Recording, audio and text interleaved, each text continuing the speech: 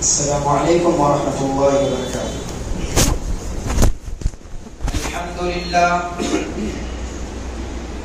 الحمد للہ نحمده ونستعینه ونستغفره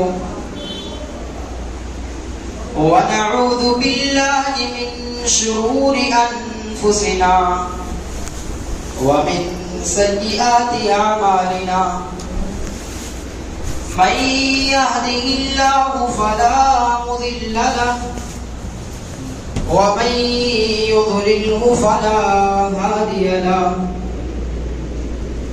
وأشهد أن لا إله إلا الله وحده لا شريك له وأشهد أن محمدا عبده ورسوله.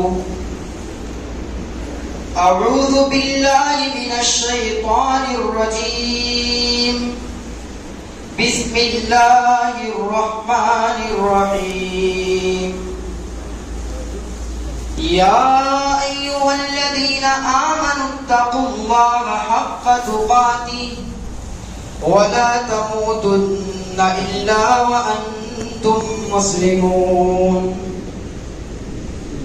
يا أيها الناس اتقوا ربكم الذي خلقكم من نفس واحدة وخلق منها زوجها وبث منهما رجالا كثيرا ونساء. واتقوا الله الذي تساءلون به والأرحام إن الله كان عليكم رقيبا. يا أيها الذين آمنوا اتقوا الله وقولوا قولا سديدا يصلح لكم أعمالكم ويغفر لكم ذنوبكم ومن يطع الله ورسوله فقد فاز فوزا عظيما. أما بعد فإن خير الحديث كتاب الله وخير الهدي هدي محمد صلى الله عليه وسلم وشر الأمور محدثاتها وكل محدثة بدعة وكل بدعة ضلالة وكل ضلالة في النار. أعوذ بالله من الشيطان الرجيم. بسم الله الرحمن الرحيم. وما خلقت الجن والإنس إلا ليعبدون. أن تؤمن بالله وملائكته وكتبه ورسله واليوم الآخر والقدر خيره وشره. معزز سامعین کرام، حاضرین جمعہ، محترم بزرگوں، نوجوان ساتھیوں، پیارے بچوں اور ملت کی ماں اور بہنوں، سب سے پہلے اس اللہ رب العالمین کی بڑائی و کبریائی حمد و ثنا بیان کرنا چاہتا ہوں، جس نے ہمیں اور آپ کو اس روح زمین پر پیدا فرمایا اور پیدا فرمانے کے بعد ہمیں اور آپ کو یوں ہی بے بس، بے سہارا، لاچار نہیں چھوڑا. اور رب العالمین کے ہم پر یہ احسانات ہیں کہ ہمیں اور آپ کو ایک مسلمان گھرانے میں پیدا فرمایا اور ہماری رشد و ہدایت کے لیے بہت سارے انبیاء کرام اس دنیا کے اندر بھیجے. درود و سلام کا نذرانہ ہو تمام انبیاء کرام پر، بالخصوص ہمارے آخری نبی تاجدار مدینہ محمد عربی سرور کونین جناب محمد الرسول اللہ صلی اللہ علیہ وسلم پر. محترم سامعین کرام، آج آپ کے سامنے جس موضوع سے حاضر ہوا ہوں وہ موضوع ہے توحید اور ایمان. توحید کتنی بڑی دولت ہے. ہمیں اور آپ کو یہ معلوم ہونا چاہیے توحید کیا ہے، ایمان کیا ہے، ان ساری چیزوں کو ہمیں اور آپ کو معلوم ہونا چاہیے کہ توحید کیا ہے۔ آئیے ہم دیکھتے ہیں کہ توحید بڑی دولت ہے یا آج ہم دنیا کے اندر جو عیش و عشرت سے اپنی زندگی گزار رہے ہیں یہ زیادہ اہمیت ہے۔ قرآن کے اندر اللہ رب العالمین تیسرے پارے کی لاسٹ آیت میں فرمایا ان الذين كفروا وماتوا وهم كفار فلن يقبل من احدهم ملء الارض۔ اللہ رب العالمین کہے گا میرے بندو اگر تم کفر کی حالت میں میرے پاس آئے، اگر تم کلمہ توحید میرے پاس لے کر نہیں آئے، اگر تم کفر کی حالت میں میرے پاس آ رہے ہو، وہ بندہ اللہ رب العالمین سے کہے گا اے اللہ تو دنیا بھر کا سونا چاندی لے لے، اے اللہ میرے پاس بہت دولت ہے تو ساری دولتوں کو لے لے لیکن مجھے بخش دے۔ اللہ رب العالمین ان کے ساری سونے اور چاندی کو قبول نہیں فرمائے گا اور انہیں عذاب میں مبتلا کر دے گا۔ میرے پیارے بھائیوں اس آیت سے ذرا اندازہ لگائیں کہ توحید بڑی دولت ہے یا آج دنیا کے اندر ہم دنیا کے اندر دولت کو کمانے کے لیے آج حرام کو حرام نہیں سمجھائے، آج روزی آنی چاہیے چاہے وہ حلال طریقے سے آ جائے چاہے وہ حرام طریقے سے آئے، آج ہم صرف دولت کے پیچھے پڑے ہیں، آج صرف دولت کے لیے پڑے ہیں۔ میرے پیارے بھائیوں دولت ایمان اتنی بڑی دولت ہے، توحید اتنی بڑی دولت ہے کہ حضرت بلال حبشی سے پوچھو، وہ بلال حبشی جو کالے کلوٹے ہیں نہ محمد رسول اللہ صلی اللہ علیہ وسلم کے مؤذن ہیں، جب اذان دیتے ہیں تبھی اللہ کے نبی صلی اللہ علیہ وسلم نماز پڑھتے ہیں، وہ ایمان لاتے ہیں۔ ان کے مالک نے انہیں جب مارنا شروع کیا یہاں تک کہ انہیں ریتیلی زمین پہ گرم زمین پہ انہیں لٹا دیتے تھے اور لٹا دیتے تھے، دوپہر کا وقت ہے اور کڑکتی دھوپ میں لٹا دیتے ہیں اور اوپر سے بھاری پتھر لاد دیتے ہیں اور ان کا بادشاہ کہتا ہے، ان کا مالک کہتا ہے اے بلال تیری کوئی بڑی غلطی نہیں ہے، تو کوئی بڑا غلطی نہیں کیا ہے، تو بہت نیک ہے، تو بہت اچھا غلام ہے، تو کوئی آج بڑی غلطی لے کر نہیں آیا ہے۔ اے بلال تیری اتنی بڑی غلطی ہے صرف تو ایک محمد کا دین اپنا لیا ہے، تو نے نیا دین اپنا لیا ہے، تو نے کلمہ توحید کا اقرار کر لیا ہے اور آج تیری کوئی بڑی غلطی نہیں ہے۔ اے بلال تو اسے چھوڑ دے، ہم تجھے ستائیں گے نہیں، ہم تمہیں نہیں ماریں گے، ہم تمہیں پریشان نہیں کریں گے، لیکن توحید اتنی بڑی دولت ہے، توحید اتنی بڑی دولت ہے کہ حضرت بلال کے دل سے بھی توحید کے کلمے نہیں چھوڑ رہے ہیں، یہاں تک کہ جب ان کا غلام کہتا ہے تو توحید چھوڑ دے تو حضرت بلال کہتے ہیں احد اللہ ایک ہے، اللہ ایک ہے، اللہ کی صدائیں گونج رہی ہیں، اللہ زبان سے کلمہ توحید نکل رہا ہے کہ میرے دلوں سے آج اللہ آج نہیں چھوٹے گا، ایمان میرے دلوں سے نہیں نکلے گا۔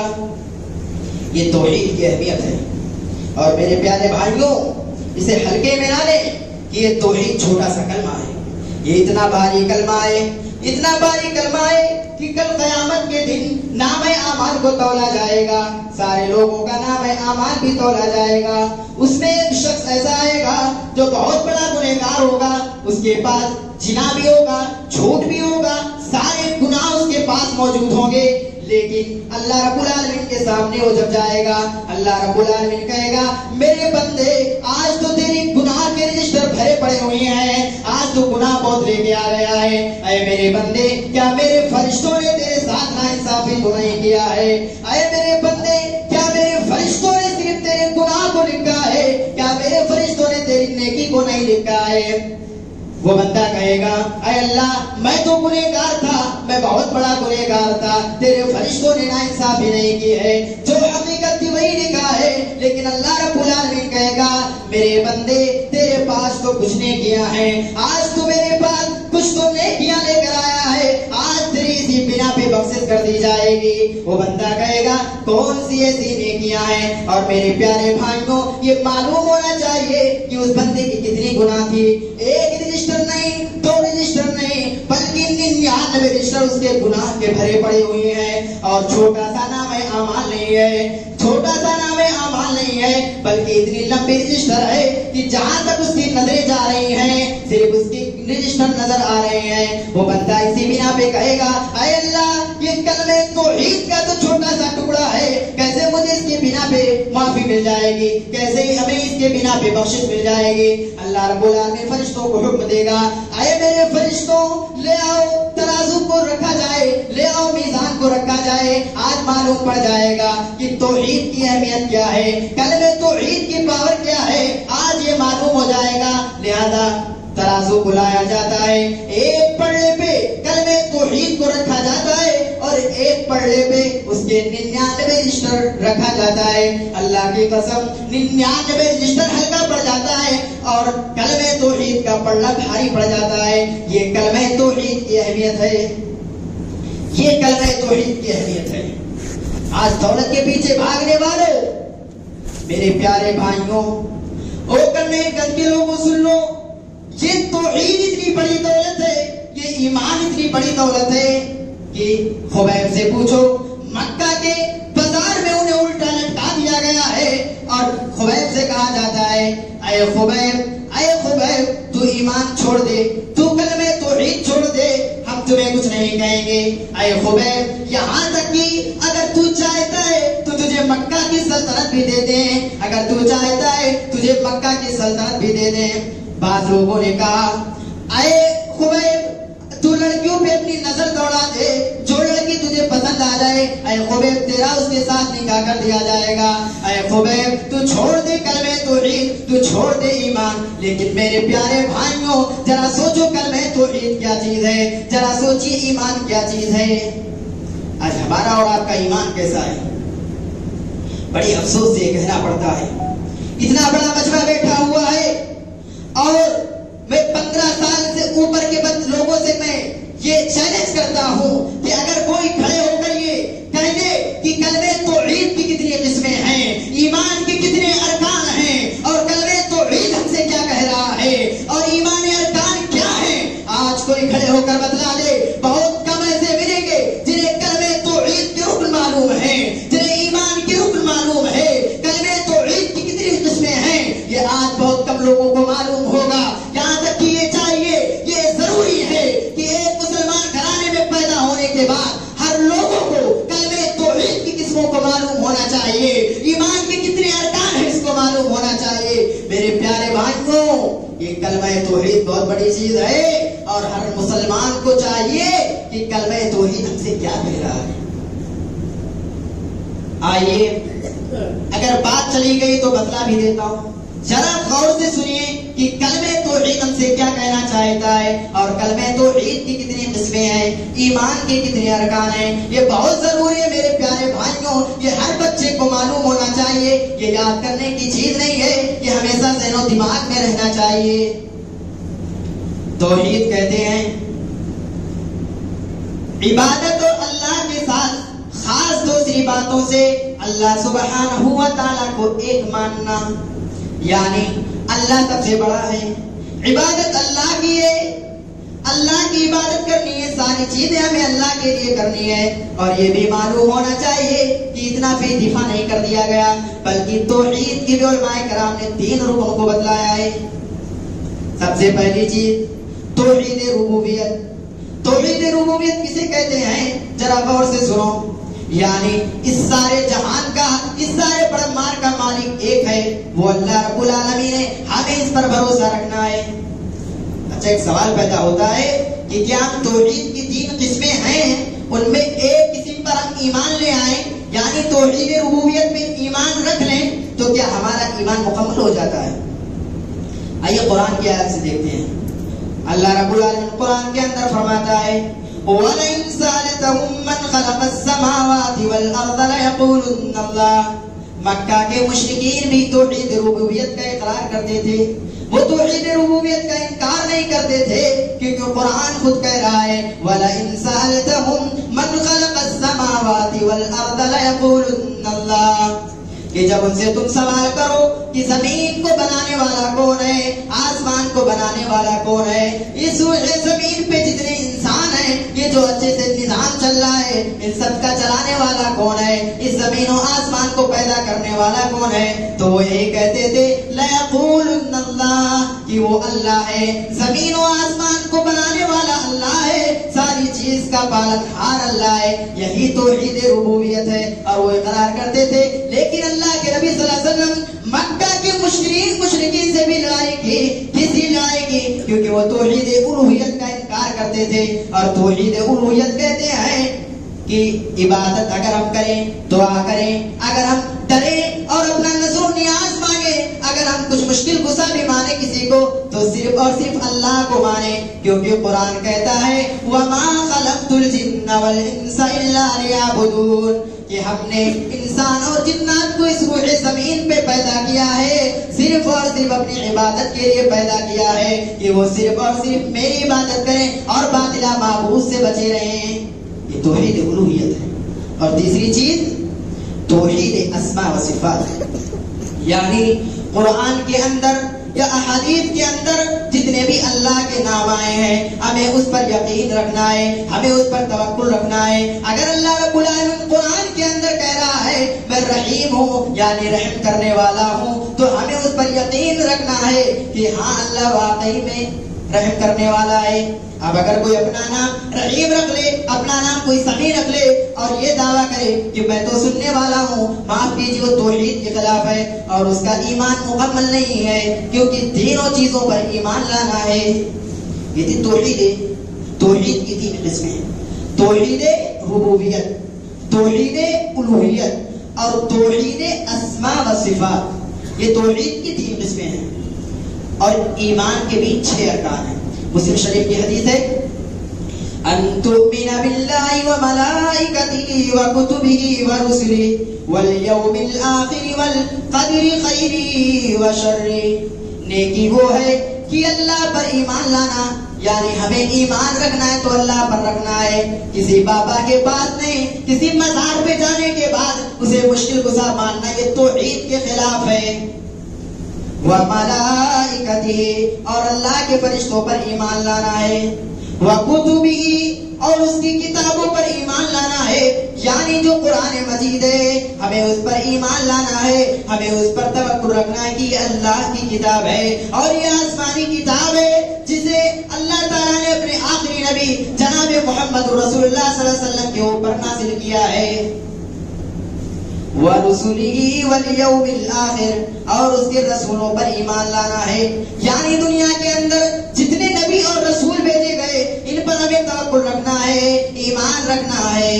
وَالْيَوْمِ الْآخِرِ، اور آخرت پر بھی ایمان لانا ہے، یعنی اس دنیا کے اندر ہم آئے ہیں تو اس دنیا سے ہمیں جانا بھی ہے، ہمیشہ کی زندگی یہ نہیں ہے، اس دنیا سے جانا ہے، اور قیامت بھی واقع ہوگی، اور میدان محشر کا بھی دن ہوگا۔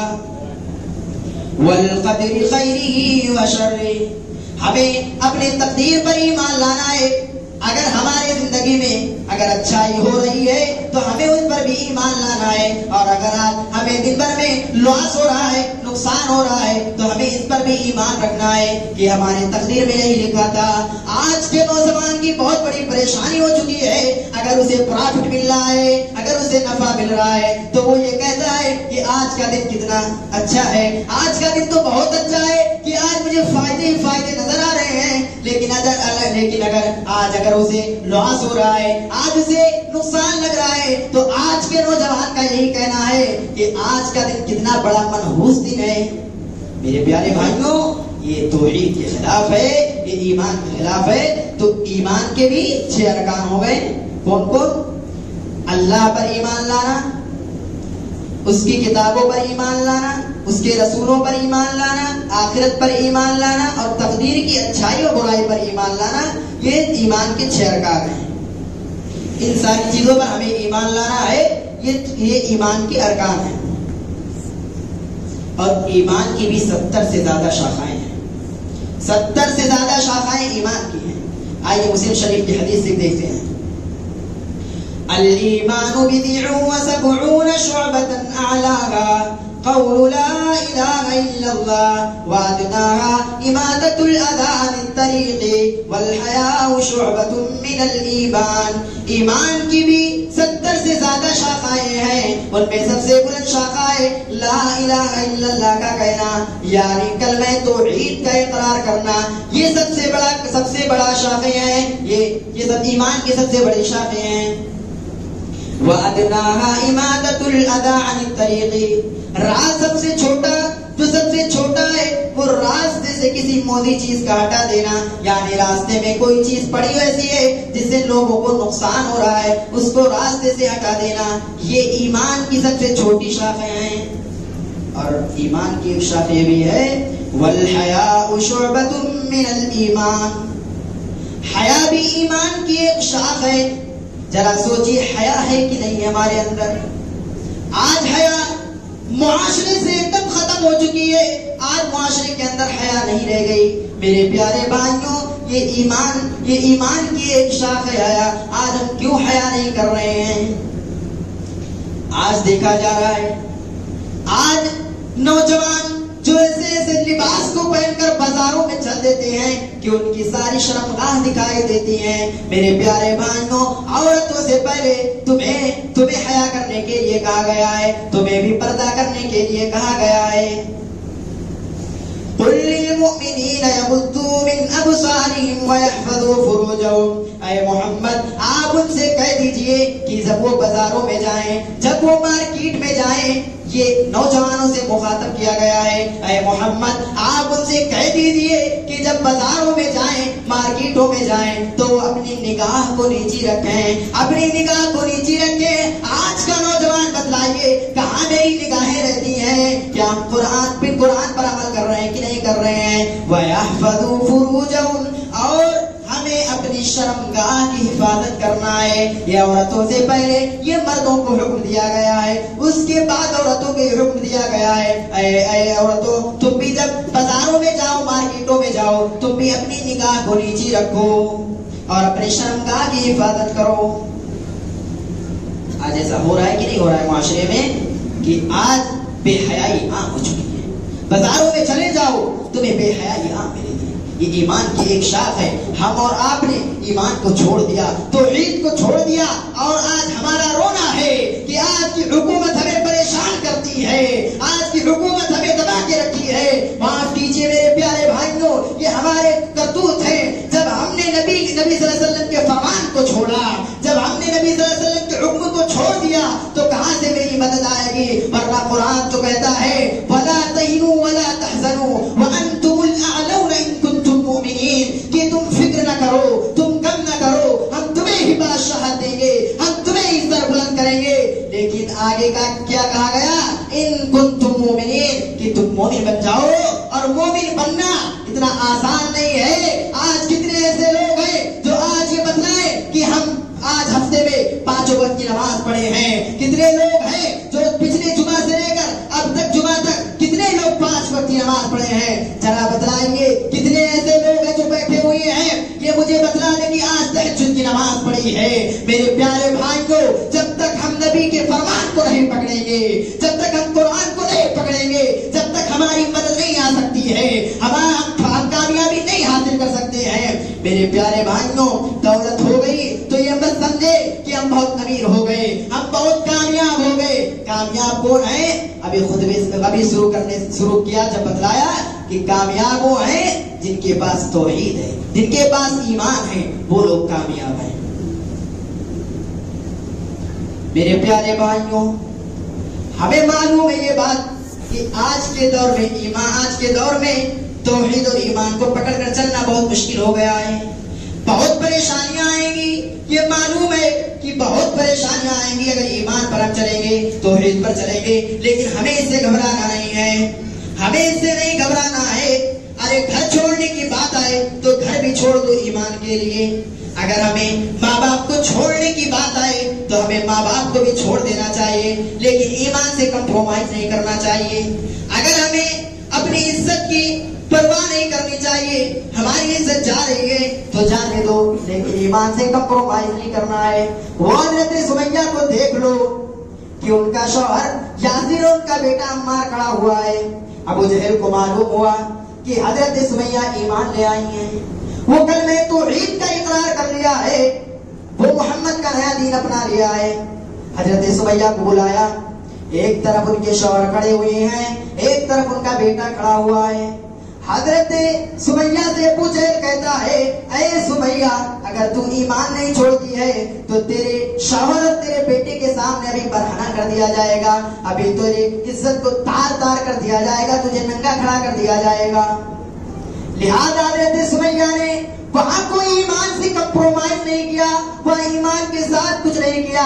وہ کہہ رہی ہیں، اے ابو جہل، تجھے جو کرنا ہے کر لے، ارے مجھے ایسی عزت کی کیا ضرورت ہے، ایسی عزت کی کیا ضرورت ہے کہ جب ایسی عزت کی کیا ضرورت ہے، ارے مجھے تو عزت وہاں چاہیے کہ جب میدان محشر کا دن ہو، جب میدان محشر کا دن ہو وہاں مجھے عزت کے کپڑے چاہیے، وہاں مجھے عزت مل جائے، تو دنیا کی ہمیں عزت کی ضرورت نہیں ہے، مجھے دنیا کی کوئی عزت کی ضرورت نہیں ہے۔ لہذا حضرت سمیہ رضی اللہ عنہ کو ننگا کر دیا جاتا ہے، باپ بیٹے کھڑے ہیں لیکن ایمان سے کمپرومائز نہیں کیا۔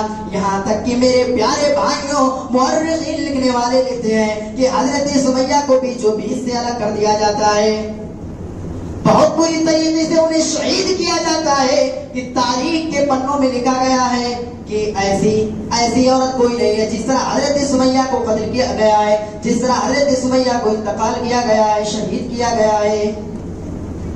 یہ ایمان ہے، یہ ایمان ہے، عزت کی پرواہ نہیں، جان چلی گئی جانے دو، لیکن ایمان نہیں جا رہا ہے۔ ذرا تصور کریں، اپنے دلوں میں جھانکیں، کیا ایمان ہے؟ اس طرح ہمارے دلوں میں ایمان ہے؟ آج دولتوں پہ بک جانے والا مسلمان آج اپنے آپ کو مسلمان کہتا ہے، ایسے مسلمان ہونے سے کیا فائدہ کہ ہم نماز نہ پڑھے، ہم روزے نہ رکھے، ہم قیام اللیل کے اہتمام نہ کریں، ہم اپنے غریبوں کی مدد نہ کر پائیں، ہم اللہ کی عبادت نہ کر پائیں، اور ہم مسلمان ہونے کے بعد کلمہ توحید پر پیدا ہو جانے کے بعد کسی مزاروں پہ جانا، کسی باباؤں کے پاس جانا، میرے پیارے بھائیوں، یہ توحید کے خلاف ہے۔ اور توحید کے اندر ایک ذرہ کے برابر شرک نہیں ہے، ایک ذرہ کے برابر اگر شرک ہے تو تمہیں جہنم میں جانا ہے، اور 1-2 سال کے لیے نہیں، ہمیشگی کے لیے جہنم میں رہنا ہے۔ میرے پیارے بھائیوں، اگر ایمان کی خاطر تمہیں گھر بار چھوڑنا ہے، ماں باپ چھوڑنا ہے تو چھوڑ دو، لیکن ایمان سے کمپرومائز نہ کرنا۔ حضرت سعد بن مالک کو دیکھ لو، اپنے ماں سے بہت محبت کرتے ہیں۔ میرے پیارے بھائیوں، ذرا اس واقعے کو غور سے سنیے کہ ایمان کے لیے کیا کیا صحابہ کرام نے کیے، کتنی تکلیفیں اٹھائی ہیں، کتنی پریشانیاں اٹھائی ہیں، لیکن ایمان کبھی نہیں چھوڑا ہے۔ حضرت سعد بن مالک کو دیکھ لو، اپنے ماں سے بہت محبت کرتے ہیں، لیکن وہ ایمان لے آتے ہیں، مسلمان ہو جاتے ہیں، کلمہ توحید کا اقرار کر لیتے ہیں۔ لوگوں نے حضرت سعد بن مالک کی ماں کے پاس آتے ہیں اور کہتے ہیں، اے سعد کی ماں، تیرا بیٹا تو کلمہ توحید کا اقرار کر لیا ہے، تیرا بیٹا تو مسلمان ہو گیا ہے، کیا تیرا بیٹا تیرا بات مانے گا؟ ارے اگر تیرا بیٹا تیری بات مانے گا تو وہ آ رہا ہے، ابھی اسے منع کر دو کہ وہ کلمہ توحید کو چھوڑ دے، وہ محمد کا نیا دین کو چھوڑ دے۔ ماں بہت فخر سے کہتی ہے، مجھے تو یقین ہے، ارے میرا بیٹا جو مجھے اتنا پیار کرتا ہے، کیا میری چھوٹی سی بات کو نہیں مانے گا؟ کیا میری چھوٹی سی بات کو نہیں مانے گا میرا بیٹا؟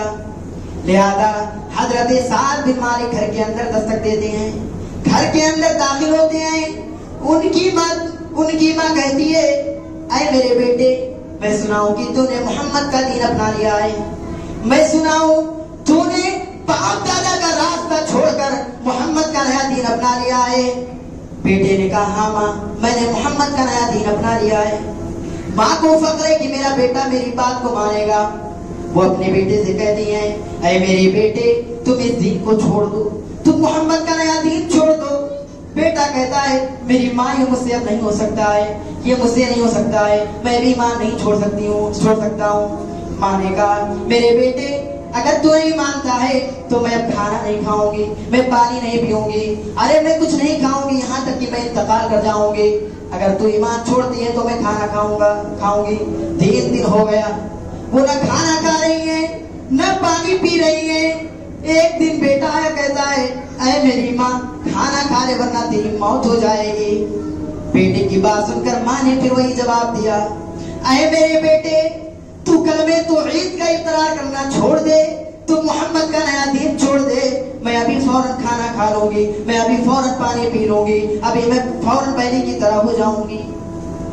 بیٹے نے کیا جواب دیا، اے میری ماں تو دنیا سے جانا چاہتی ہے تو چلی جا، تو نہ کا کھانا، لیکن ایمان سے کوئی کمپرومائز نہیں کر سکتا ہوں، ایمان نہیں چھوڑ سکتا ہوں۔ اور حضرت سعد بن مالک نے کہا، اے میری ماں جتنا میں تم سے محبت کرتا ہوں، اگر اسی طرح میری 100 ماں ہو، ایک نہیں دو نہیں، اگر میری 100 ماں ہو تو 100 ماں کو میں انکار کر دوں گا، میں ٹھکرا دوں گا، لیکن محمد کا نیا دین نہیں ٹھکراؤں گا، میں کلمہ توحید کو نہیں ٹھکراؤں گا۔ میرے پیارے بھائیوں وہ ایمان کیسا ہے، آج کا ایمان کیسا ہے، ذرا تصور کیجئے۔ ایک دو باتیں بتلا کر بات کو ختم کرتا ہوں کہ توحید کو بچائے کیسے، ایمان کو بچائے کیسے۔ سب سے پہلے مجھے ہم لوگوں کو ایک اللہ کی عبادت کرنی ہوگی، ایک اللہ کو ماننا ہوگا اور اسی کی اطاعت کرنی ہوگی، اور دوسری بات ہمیں ریاکاری سے بچنا ہے۔ آج دکھائے کے لیے جو ہم چندہ کر دیتے ہیں، جو صدقہ و خیرات دیتے ہیں، اس ریاکاری سے بچنا چاہیے۔ تہجد کی نماز پڑھتے ہیں، اس کو دکھانے کے لیے مت پڑھیے میرے پیارے بھائیوں۔ ریاکاری اس واقعے سے، جس واقعے بتلانے جا رہا ہوں، یہ دو باتوں پر دلالت کرتی ہے، ایک ریاکاری اور دوسرا اس میں بھی توحید اور ایمان کیسا ہے۔ توحید اور ایمان کی آخری بات بتا کے بات کو ختم کرتا ہوں۔ حضرت عمر فاروق جو با-اصلاح مربین کے خلیفہ ہیں، ایک نہیں دو نہیں، با-اصلاح مربین کے خلیفہ ہیں، وہ ایک ایسی عبادت کرتے ہیں کہ 4 سال تک کسی کو نہیں پتا چلتا ہے کہ حضرت عمر فاروق کون سا کام کرتے ہیں۔ میرے پیارے بھائیوں اس واقعے کو سن کر دل نرم ہو جائیں گے، آنکھوں سے آنسو طاری ہو جائیں گے۔ ارے وہ خلیفہ ہیں اور وہ اتنے مالدار ہیں کہ 22 لاکھ مربین کے خلیفہ ہیں، لیکن انہیں گھمنڈ نہیں ہے اپنے دولت پر۔ میرے پیارے بھائیوں ذرا غور سے سنیے، حضرت عمر فاروق جو عبادت کرتے کسی کو نہیں معلوم ہے۔ ایک دن طفیل دوسی نے دیکھا کہ رات کی اندھیری ہو جاتی ہے، رات کے 12-1 بج جاتے ہیں، اور حضرت عمر فاروق گاؤں سے نکل کر، بستی سے نکل کر ایک جھوپڑی کے اندر جاتے ہیں، ایک جھوپڑی کے اندر روزانہ جاتے ہیں۔ طفیل دوسی کو شک ہو گیا کہ حضرت عمر فاروق کہاں جاتے ہیں اتنی رات کو، انہیں تو بستیوں میں گھومنا چاہیے کہ میری رعایا کیسی ہیں، وہ صحیح سے کھانا کھا رہے کہ نہیں کھا رہے ہیں، ارے یہ کہاں جا رہے ہیں۔ حضرت عمر فاروق کو دیکھ کر ایک دن حضرت طفیل دوسی ان کے پیچھا کر لیتے ہیں اور ان کے پیچھے پیچھے جا رہے ہیں۔ حضرت عمر فاروق جو اس عورت کے ساتھ کرتے تھے وہ کام کر کر باہر نکل جاتے ہیں۔ حضرت طفیل دوسی اندر داخل ہوتے ہیں اور تھوڑی دور پہنچتے ہیں تو دیکھتے ہیں کہ ایک بوڑھی عورت بیٹھی ہوئی ہے، ایک بوڑھی عورت جو آنکھوں سے اندھی ہے اور طاقت اتنی نہیں ہے کہ وہ کھانے کو چبا کر کھا لے، اور ہاتھوں سے دھلی ہے اور پیروں سے بھی مجبور ہے، پیروں سے بھی وہ مجبور ہے۔ اور اس کے پاس طفیل دوسی پہنچتے ہیں، کہتے ہیں اے میری ماں یہ جو آدمی آتا ہے کیا اس کے بارے میں تمہیں معلوم ہے، یہ کون ہے، کیا اس کا نام تم جانتی ہو؟ وہ عورت کہتی، وہ ماں کہتی ہے اے میرے بیٹے مجھے نہیں معلوم ہے کہ یہ کون آیا تھا، کون آ رہا ہے، بس اتنا بتا دو اس کے بہت احسانات ہم پر ہیں۔ حضرت طفیل دوسی پوچھتے ہیں اے میری ماں ذرا بتلا دو یہ کون سا کام کر رہا ہے، ارے ذرا مجھے بھی بتلا دو۔ وہ ماں کہتی ہے اے میرے بیٹے میں تم کو بتلا دیتی ہوں ذرا صبر کرو۔ حضرت طفیل دوسی سے کہتی ہے اے میرے بیٹے یہ جو آدمی آتا ہے اس کا نام نہیں مجھے نہیں معلوم ہے، لیکن یہ میرے ساتھ، میں ہاتھوں سے مجبور ہوں، پیروں سے بھی مجبور ہوں، آنکھ سے اندھی ہوں، اور میری زبان میں اتنی طاقت نہیں ہے کہ میں اس کھانے کو چبا کر کھا لوں۔ یہ آتا ہے میں اپنے کپڑے میں پیشاب و پیخانہ کر لیتی ہوں، میں کھانا نہیں بنا پاتی ہوں، میں کپڑے نہیں دھل پاتی ہوں، میرے طاقت زبان میں اتنے نہیں ہے کہ میں کھانا چبا لوں۔ یہ آدمی آتا ہے اور یہ آدمی آتا ہے اور میرے کپڑے کو دھلتا ہے، میرے پیشاب و پیخانہ کو دھل رہا ہے، میرے پیشاب و پیخانہ کو بھی دھل رہا ہے، کھانا بناتا ہے، پھر اپنے زبان میں رکھ کر اس کو پیستا ہے اور پھر میری زبان میں ڈالتا ہے۔ یہ کون ہے؟ حضرت عمر فاروق ہے، 22 لاکھ مربین کے خلیفہ ہیں۔ لہذا طفیل دوسی کی آنکھوں سے سارے قطار آنسو گر رہے ہیں۔ وہ حضرت حضرت عمر کے پاس پہنچتے ہیں. حضرت عمر فاروق اللہ کے آگے ہاتھ کو اٹھا لیا ہے اور کیا دعا کر رہے ہیں؟ ربنا اصرف عنا عذاب جہنم. اے اللہ تو مجھے جہنم کے عذاب سے بچا لے. اے اللہ تو مجھے جہنم کے عذاب سے بچا لے. حضرت طفیل دوسی رو کر کہتے ہیں اے عمر اگر تم جہنم میں چلے گئے تو اس روئے زمین پر کون ہے جو جنت میں جائے گا؟ حضرت طفیل دوسی سمجھ گئے فوراً کہ کچھ تو مسئلہ ہو گیا ہے. حضرت طفیل دوسی خود کہتے ہیں اے عمر فاروق تو وہ آدمی ہے جو ایک عورت ہے جو جس کو دکھتا نہیں ہے, جو پیروں سے مجبور ہے, ہاتھوں سے مجبور ہے, تو اس کے ساتھ اتنا فخر کرتا ہے, اتنا اسے پیار کرتا ہے. اے عمر اگر تو جنت میں نہیں گیا تو کون جنت میں جائے گا؟ ابھی عمر رو رہے ہیں لیکن اور ہزاروں قطار سے روتے ہیں. اور کس لیے روتے ہیں؟ کیا کہتے ہیں؟ اے اللہ آج 4 سال سے میں اس کے ساتھ جو کر رہا ہوں آج تک کسی کو معلوم نہیں, لیکن آج طفیل دوسی کو معلوم ہو گیا. آج طفیل دوسی کو یہ بات معلوم ہو گیا. اے اللہ میں یہ خود نہیں بتلایا ہوں. اے اللہ کہ میں طفیل دوسی کو فوراً میں نہیں بتلایا ہوں, انہیں خود معلوم ہو گیا ہے. اے اللہ تو اسے ریاکاری نہ سمجھنا. اے اللہ تو اسے ریاکاری نہ سمجھنا کہ میں تیرے لیے عبادت کر رہا تھا. جو بھی کر رہا ہوں یہ تیرے لیے کر رہا ہوں. میرے پیارے بھائیوں وہ کیسا ایمان تھا, وہ کیسی دولت تھی, وہ کیسا اللہ سے ڈرتا, وہ کیسا اللہ سے ڈرتا. آج ہمارا کیسا ڈر ہے؟ آج ہم اللہ سے کیسے ڈر رہے ہیں؟ ذرا بتلائیے میرے پیارے بھائیوں. ٹائم زیادہ ہو چکا ہے میرے پیارے بھائیوں. یہ توحید اور ایمان پر جتنی باتیں کہی گئی ہیں رب العالمین سے دعا کرتے ہیں کہ رب العالمین ہمیں توحید اور ایمان کی صحیح سمجھ اور اس پر عمل کرنے کی توفیق عطا فرمائے. آمین وآخر دعوانا الحمدللہ رب العالمین.